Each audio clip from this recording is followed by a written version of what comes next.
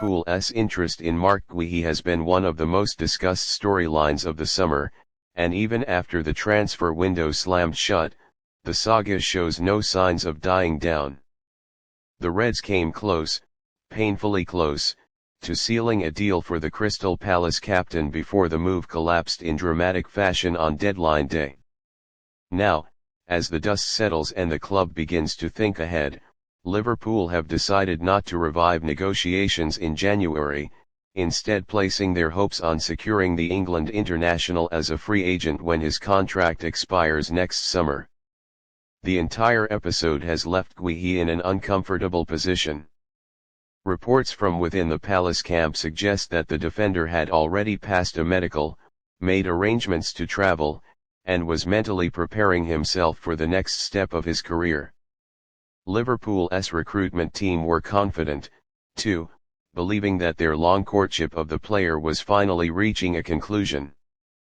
But at the last possible moment, Palace chairman Steve Parish intervened.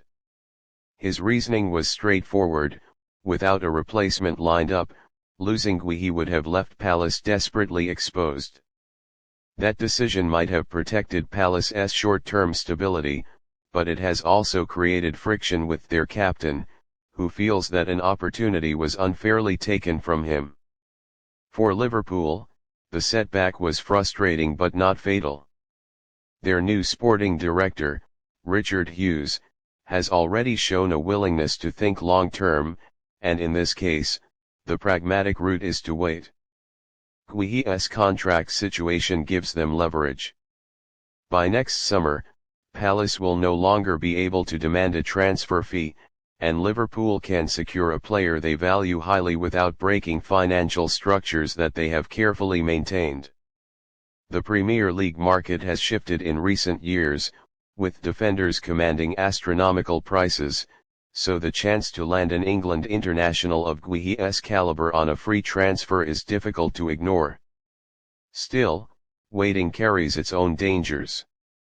Liverpool will not be alone in pursuing Guéhi once he becomes a free agent. Clubs in Italy and Spain are already monitoring the situation closely, and Premier League rivals with deeper wage budgets may try to outbid the Reds. There is also the possibility that Palace attempt to reconcile with their captain and convince him to extend his contract, though at present that appears unlikely. For Guéhi, the collapse of the Liverpool move has left scars, and those close to him suggest his trust in Palace's board has been badly damaged. The appeal of Guéhi to Liverpool is obvious. At 25, he has already captained his club, represented England at major tournaments, and earned a reputation as one of the most composed defenders in the league.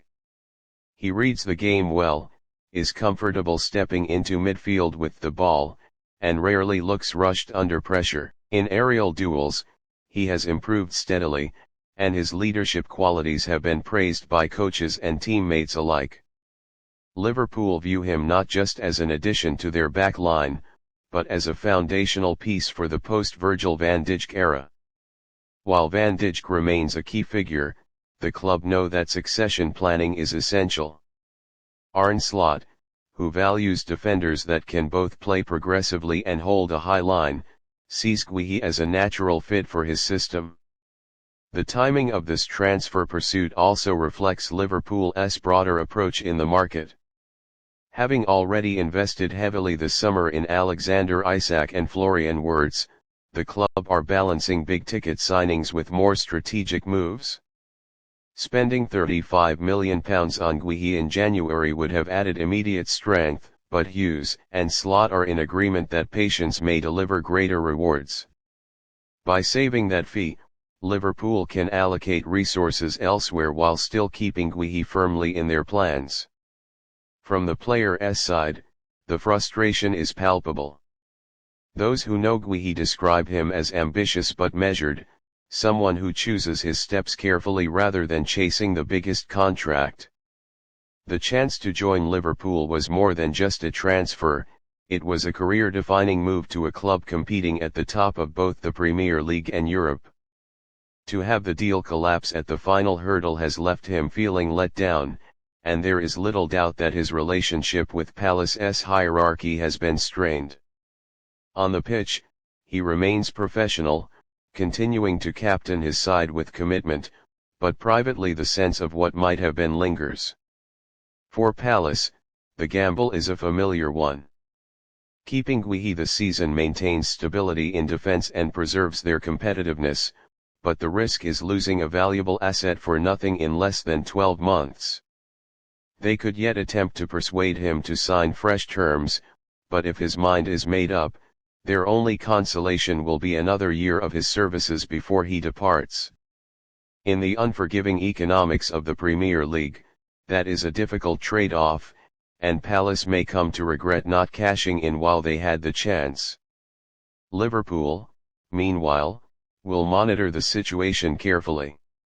They know that negotiations over pre-contracts can begin as early as January, giving them a head start on rivals. Their pitch to Guéhi will be clear: a guaranteed role at the heart of a team chasing trophies, a manager who trusts defenders to play with bravery, and a club history that carries immense weight. For a player entering his prime years, the appeal is undeniable. Yet football rarely moves in straight lines. Injuries, managerial changes, and shifts in form can alter the landscape in unexpected ways. Liverpool's pursuit of Guéhi is far from guaranteed, and until a contract is signed, speculation will continue. Still, the direction of travel seems set. Liverpool want him, Guéhi wants the move, and Palace's ability to stand in the way is slipping by the day. The story of this near-miss transfer will be remembered as one of the defining dramas of the summer. For now, Guéhi remains in red and blue, marshalling Palace's defense and wearing the armband with professionalism. But the sense of inevitability hangs heavy. Sooner or later, barring a late twist, he is destined to walk out at Anfield not as a visitor, but as a Liverpool player.